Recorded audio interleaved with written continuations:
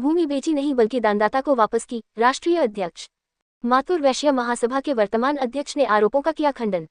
देशभर से बैठक में शामिल हुए 100 से अधिक पदाधिकारी, आरोपों को बताया मंगल।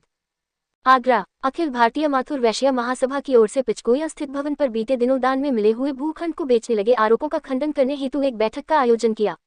वर्तमान राष्ट्रीय अध्यक्ष अशोक कुमार गुप्ता, बनारस, ने कहा कि मैंने महासभा की मथुरा में प्राप्त दान भूखंड को न तो बेच सकता है और न ही बिक्री किया है। वास्तविकता यह है कि मथुरा की संदर्भित 500 गज वर्ग भूमि वर्ष 2007 में सुशीला गुप्ता, मृतक, द्वारा वर्ष 2007 में जरिए दान में महासभा को दी थी, परंतु उस भूमि पर कभी भी महासभा ने ना तो कब्जा लिया और न ही उस भूमि के राजस्व अभिलेखों में अखिल भारतीय माथुर वैश्य महासभा का नाम अंकित कराकर भवन का निर्माण कराया।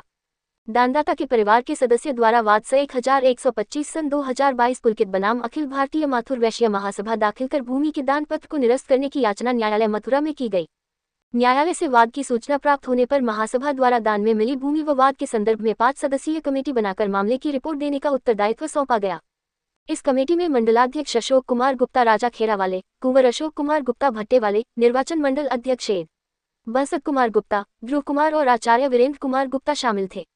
इस कमेटी ने ये रिपोर्ट सौंपी कि प्रश्नगत दान में मिली भूमि एक पतली सकरी गली में स्थित है, जो बाउंड्री वाल से घिरी हुई है। साथ ही भूमि पर महासभा का कब्जा नहीं है व राजस्व व अन्य अभिलेखों में माथुर वैश्य महासभा का नाम दर्ज नहीं है व न्यायालय में भूमि का विवाद लंबित है। ऐसी स्थिति में उक्त भूमि माथुर वैश्य महासभा के लिए औचित्यपूर्ण नहीं है, अतः उसे दानदाता के परिवार को वापस कर दिया जाए। आप देख रहे हैं आगरा से संवाददाता प्रताप सिंह आजाद की रिपोर्ट। समाचार पत्रों के माध्यम से जानकारी हुई कि मथुरा में जो जमीन अखिल भारतीय माथुर वैश्य महासभा को दान में मिली थी, उस जमीन के वापसी का जो मामला बना था उसके बारे में कुछ गलत तथ्य उसमें अंकित थे। समाचार पत्रों को पूरी जानकारी नहीं दी गई। इस प्रकरण की समिति जो बनी थी उसका मैं सदस्य था। उसके बारे में जो मैं आपको बताना चाहता हूं कि 2007 में जब महासभा को वो जमीन मिली थी, तब से लेकर जिस दिन वापस हुई है तब तक महासभा का नाम केवल रजिस्ट्री थी, रेवेन्यू रिकॉर्ड्स में कोई नाम उनका नामांकन नहीं हुआ था, महासभा का उस पर कब्जा नहीं था। वो जमीन का भौतिक निरीक्षण हमने किया था, कमेटी ने, बहुत सकरी गली में थी, कोई भी विकास से संबंधित काम करने पर वो जन उपयोगी लायक भूमि नहीं थी। इन सारी परिस्थितियों को ध्यान में रखकर कमेटी ने ये निर्णय लिया था कि जिन दानदाताओं ने वो जमीन दी थी उनके पुत्र के द्वारा ये याचना की गई थी कि तकनीकी कारणों से ये जमीन हम दान में नहीं दे सकते थे, लेकिन हमारी माताजी की इच्छा थी, उन्होंने दान में दे दी। अब चूंकि कुछ लोग हमारे परिवार के ही हैं, रिश्तेदार हैं, उन्होंने विवाद खड़ा कर दिया है, सिविल का मुकदमा चल रहा है, हम उसे निस्तारित करना चाहते हैं और माताजी की भावना के अनुसार 21 लाख रुपए का दान महासभा में देना चाहते हैं। महासभा के उपयोग की अगर भूमि है तो कोई दिक्कत नहीं है, अगर उपयोग की नहीं है तो हमें वापस कर दी जाए।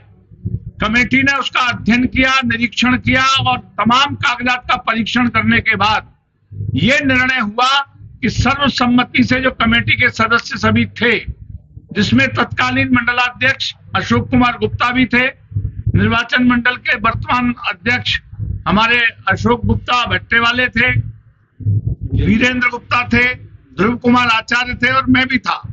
हम सबने जो निर्णय लिया, उस निर्णय में यह तय किया कि इनकी जो वापसी की बात है वो सही प्रतीत होती है। भूमि महासभा के उपयोग की नहीं है, महासभा में कोई निर्माण कार्य नहीं करा सकती, क्योंकि महासभा के द्वारा किया गया निर्माण कार्य जन उपयोगी होना चाहिए, वो संभव नहीं है। सकरी गली का मामला है, वाहन आ जा नहीं सकते, कब्जा आज तक मिला नहीं है। इस सब दृष्टि से महासभा ने निर्णय लिया और वो वापस कर दी। सच यही है, यही आपके माध्यम से आम माथुर वैश्य तक जाएगा।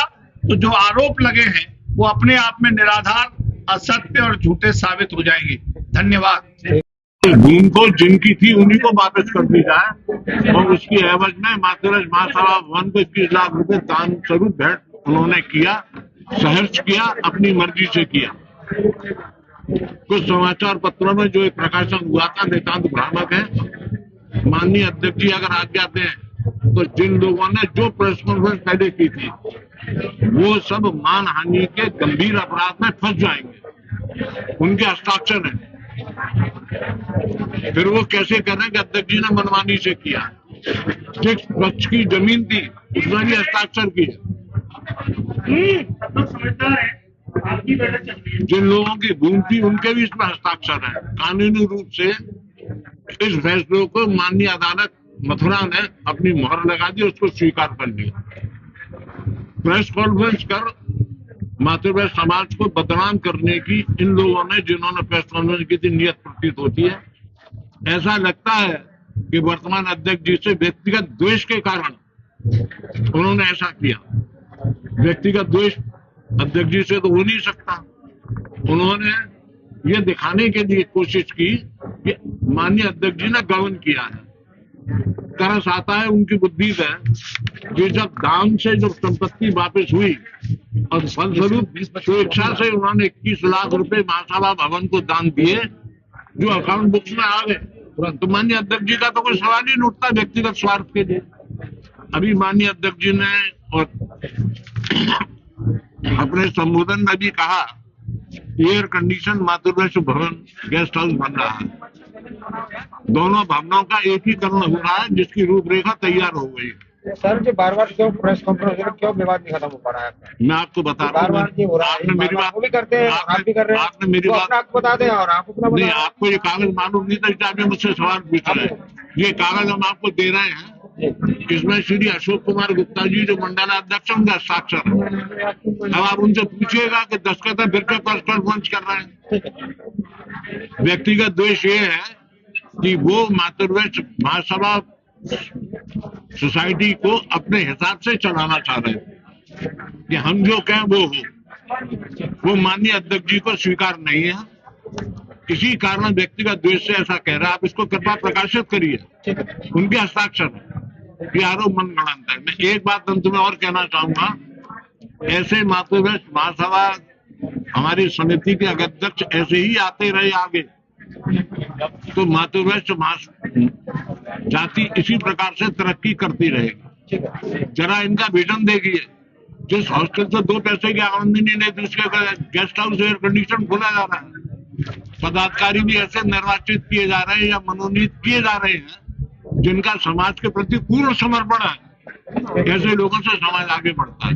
बहुत बहुत जनवाद टाइम्स की सभी खबरों को लगातार देखने के लिए चैनल को लाइक, सब्सक्राइब और शेयर जरूर करें। धन्यवाद।